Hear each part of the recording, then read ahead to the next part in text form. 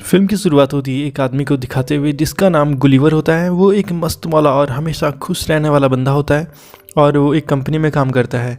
एक दिन गुलिवर एक लड़के का इंटरव्यू ले रहा होता है जिसमें वो उस लड़के से ऐसे क्वेश्चन पूछता है जो उस काम से रिलेटेड नहीं होते, लेकिन तभी उसे पता चलता है कि वो लड़का तो सेलेक्ट हो गया है। इसके बाद गुलिवर पूरा ऑफिस उसे दिखाता है। उस कंपनी में एक लड़की होती है जिसका नाम डैर्सी है। इसके बाद गुलिवर उस नए एम्प्लॉय को डैर्सी से भी मिलवाता है। वो नया एम्प्लॉय गुलिवर को देख समझ आता है कि गुलिवर डैर्सी को लाइक करता है। अगले दिन गुलिवर को ऑफिस में दिखाया जाता है जहां वो खूब मस्ती कर रहा होता है। फिर तभी वहां पर वो न्यू एम्प्लॉय आता है। वो गुलिवर को बताता है कि मेरा प्रमोशन हो गया है और अब मैं तुम्हारा बॉस हूँ।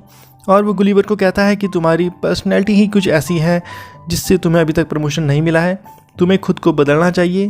तुम्हारे ऐसे बचकाने स्वभाव से ही डैर्सी भी अभी तक तुम में इंटरेस्टेड नहीं है। उसकी बातें सुनकर गुलिवर अपसेट हो जाता है। इसके बाद वो डैर्सी के ऑफिस में जाता है। वहाँ जाकर वो ट्रैवलिंग का फॉर्म उठाता है। डैर्सी उसे पूछती है कि क्या तुम्हारा ट्रैवलिंग में इंटरेस्ट है। वो कहता है हाँ बहुत, मैं न्यूयॉर्क, इंग्लैंड और यहाँ तक कि इंडिया भी घूम चुका हूँ। ये सुनकर डैर्सी काफ़ी खुश हो जाती है और वो गुलिवर को कहती है कि फिर तो तुम्हें उन जगहों के बारे में लिखना चाहिए जहाँ जहाँ तुम गए हो। लेकिन जब गुलिवर कुछ लिखने लगता है तो उसे समझ नहीं आता कि क्या लिखूँ, क्योंकि वो आज तक अपने शहर के एयरपोर्ट से भी आगे नहीं गया था। उसने डैर्सी को इम्प्रेस करने के लिए झूठ बोला था। फिर वो गूगल से कॉपी पेस्ट कर अपना एक आर्टिकल तैयार करता है। उसे देखकर डैर्सी काफ़ी खुश हो जाती है और उससे काफ़ी इम्प्रेस भी होती है और डैर्सी उसे कहती है कि तुम्हें बरमुंडा ट्रायंगल पे जाकर कुछ लिखना चाहिए। फिर अगले दिन गुलिवर बरमुंडा जाने को निकलता है जहाँ पर बोट का कैप्टन उसे बोट चलाने के सारे इंस्ट्रक्शन समझाता है कि आपको केवल रेड निशान को फॉलो करते हुए बस आगे बढ़ते रहना है, तो आप बरमुंडा ट्रायंगल पहुँच जाओगे और जब आपको वापस आना हो तो इस बटन को बैक घुमा देना। फिर गुलिवर उसे कहता है कि ये तो मेरे बाएं हाथ का खेल है, मैं तो इसे बहुत आसानी से कर लूँगा। इसके बाद गुलिवर बरमुंडा ट्रायंगल के लिए निकल जाता है, लेकिन रास्ते में ही वो सो जाता है और उसकी बोट एक समुद्री तूफान में पलट जाती है। फिर जब उसकी आँख खुलती है तो जो वो देखता है उस पर उसे यकीन नहीं होता। वो शॉक्ड रह जाता है। वो देखता है कि बहुत से लोगों ने उसे रस्सियों से बांधा होता है और जो लोग उसके ऊपर खड़े होते हैं वो साइज में बहुत छोटे होते हैं। उन्होंने गुलिवर के ऊपर लकड़ी के ब्रिज भी बनाए होते हैं। वो लोग गुलिवर को एक मॉन्स्टर समझ रहे होते हैं। उन्हें लगता है कि गुलिवर उन्हें मार डालेगा। वहाँ उन छोटे लोगों की पूरी आर्मी होती है और उस आर्मी का एक जनरल भी होता है। फिर तभी गुलिवर खुद को उससे आज़ाद करने के लिए खड़ा उठने की कोशिश करता है, लेकिन वो छोटे लोग फिर से उसे नीचे खींचते हैं और तभी गुलिवर नीचे गिर जाता है और एक छोटा सिपाही गुलिवर के नीचे भी दब जाता है। इसके बाद वो छोटे सिपाही गुलिवर को अपने राजा के पास लेकर जाते हैं। गुलिवर राजा से कहता है कि मैं कोई मॉन्स्टर नहीं हूँ, मैं केवल एक नॉर्मल इंसान हूँ और मुझे बताओ ये जगह कौन सी है। गुलिवर को ऐसा लग रहा होता है कि जैसे वो कोई सपना देख रहा हो। वो लोग गुलिवर को एक जगह कैद करके रख देते हैं। वहाँ एक और भी कैदी होता है जिसका नाम होरेशियो होता है। वो गुलिवर की तरह नहीं बल्कि उन लोगों जैसा ही साइज में छोटा होता है। गुलिवर होरेशिया से पूछता है कि तुम्हें यहाँ क्यों रखा गया है। तो होरेशिया कहता है कि वो राजकुमारी से प्यार करता है, इसलिए जनरल ने मुझे यहाँ कैद करके रखा है।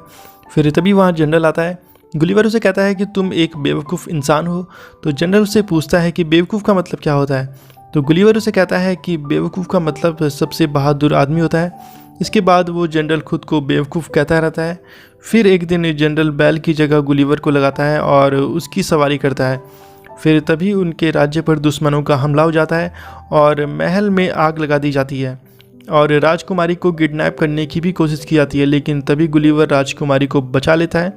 लेकिन महल में आग और ज़्यादा फैलने लगती है जिससे वहाँ अफरा तफरी मच जाती है। फिर गुलिवर उन्हें कहता है कि घबराओ मत, मैं आग को अभी बुझा देता हूँ और वो पेशाब करके पूरी आग को बुझा देता है। इस दौरान जनरल भी भीग जाता है जिससे वो बहुत गुस्सा हो जाता है और वहाँ से चला जाता है। इस सब से राजा बहुत खुश हो जाता है और वो गुलिवर को खाने पर बुलाता है, जिस पर गुलिवर से कहता है कि मैं एक शर्त पर ही खाने पर आऊँगा, अगर तुम होरेशिया को आज़ाद कर दो।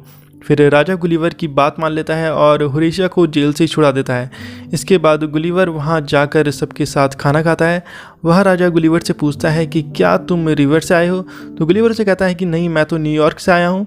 और फिर भी सभी लोग उसे न्यूयॉर्क का प्रेसिडेंट समझने लगते हैं। ये देखकर गुलिवर उनके सामने बड़ी बड़ी फेंकने लगता है कि किस तरह मैंने वहाँ के लोगों को भी बचाया और अब मैं न्यूयॉर्क का सबसे ताकतवर और इंटेलिजेंट प्रेसिडेंट हूँ। फिर राजा गुलिवर को कहता है कि हम जल्द ही तुम्हारी बोट को ढूंढ लेंगे। इसके बाद राजा गुलिवर के लिए वहाँ एक बहुत शानदार घर बनवाता है ताकि गुलिवर वहाँ आराम से रह सके। इसके बाद दिखाया जाता है कि गुलिवर और होरेशिया ये प्लान बना रहे होते हैं कि राजकुमारी को कैसे इम्प्रेस किया जाए। फिर गुलिवर जो होरेशिया को बोलता है वो सब राजकुमारी के सामने वो करता है। गुलिवर होरेशिया से वो सब बेवकूफ़ी वाली चीज़ें करवाता है जो वो अक्सर किया करता था, मगर इस सब के बावजूद भी राजकुमारी होरेशिया से इम्प्रेस हो जाती है। फिर उसी रात वो जनरल गुलिवर की बोट को ढूंढ लेता है क्योंकि वो जनरल जल्दी से जल्द गुलिवर को वहाँ से भगाना चाहता था। बोट पर गुलिवर को अपना फ़ोन मिलता है जिस पे डार्सी का वॉइस मैसेज आया होता है, जिसमें डार्सी ने कहा होता है कि मैं तुमसे मिलने आ रही हूँ। फिर हम देखते हैं कि दुश्मनों ने एक बार फिर से उनके राज्य पर हमला कर दिया है। होरेशियो गुलिवर से कहता है कि दुश्मनों ने हमारे राज्य पर हमला कर दिया है और राजा ने तुम्हें जनरल बना दिया है, इसलिए अब तुम्हें हमारे राज्य को बचाना होगा। फिर गुलिवर दुश्मनों के पास जाता है और उन्हें समझाने की कोशिश करता है कि यहाँ से वापस चले जाओ, लेकिन वो गुलिवर की बात नहीं मानते और पत्थरों से उस पर हमला कर देते हैं, जिसका गुलिवर पर कुछ असर नहीं होता और वो उनकी बोट को खींचकर दूसरी जगह ले जाता है और इस तरह गुलिवर उनके राज्य को बचा लेता है। इससे जनरल गुलिवर से और ज़्यादा जलने लगता है। इसके बाद राज्य में सभी लोग जीत को सेलिब्रेट करते हैं और वो गुलिवर को वहाँ का हीरो बना देते हैं।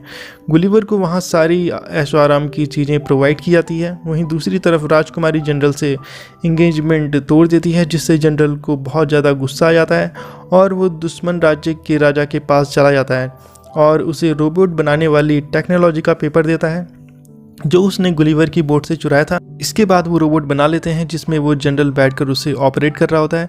गुलिवर जब उस रोबोट को देखता है तो वो बहुत डर जाता है। वो रोबोट उसे हवा में उठाकर फेंकने लगता है और यहाँ पर सबको गुलिवर की सच्चाई का पता चल जाता है और वो सबको बता देता है कि उसने जो भी बड़ी बड़ी बातें की थी वो सब झूठ था। फिर वो जनरल गुलिवर को बांधकर कहीं भेज देता है। फिर वो एक जगह पहुंचता है जहां उसे लगता है कि अब वो शायद अपने साइज वाले लोगों के बीच पहुंच गया है, लेकिन होता बिल्कुल इसका उल्टा है। जैसे कि पहले वो अपने साइज से छोटे लोगों के बीच पहुंच गया था, लेकिन अब वो अपने से बड़े साइज के लोगों के बीच पहुंच जाता है। जहां एक बच्ची ने गुलिवर को एक खेलने वाली डॉल बना लिया होता है, तभी वहाँ होरेशियो आ जाता है। वो गुलिवर को बताता है कि हमारे इलाके पर डार्सी तुमसे मिलने आई है, लेकिन जनरल ने उसे और राजा को बंदी बना लिया है। अब सिर्फ तुम ही हो जो उन्हें बचा सकते हो। फिर रात में गुलिवर डार्सी और राजा के पास जाता है। फिर अगले दिन गुलिवर और रोबोट के बीच फाइट होती है। वो रोबोट गुलिवर को काफ़ी पीटता है। फिर तभी होरेशियो रोबोट के कुछ वायर्स को काट देता है। फिर मौका लगते ही गुलिवर उस रोबोट पर हमला करके उसे नीचे गिरा देता है और गुलिवर जीत जाता है। इसके बाद राजा राजकुमारी और होरेशियो की शादी के लिए तैयार हो जाता है, लेकिन तभी वो जनरल आकर राजकुमारी को पकड़ता है, लेकिन राजकुमारी उससे खुद को छुड़ाकर उसे जोरदार घूंसा मारकर उसे नीचे गिरा देती है और फिर डार्सी गुलिवर से मिलती है और यहीं पर फिल्म ख़त्म हो जाती है। तो दोस्तों, आपको आज की हमारी ये वीडियो अगर पसंद आई हो तो लाइक ज़रूर कीजिए, चैनल को सब्सक्राइब करना मत भूलिए and hit the bell icon button. तो मिलेंगे नेक्स्ट मूवी के साथ। आज के लिए बस इतना ही। Thank you so much.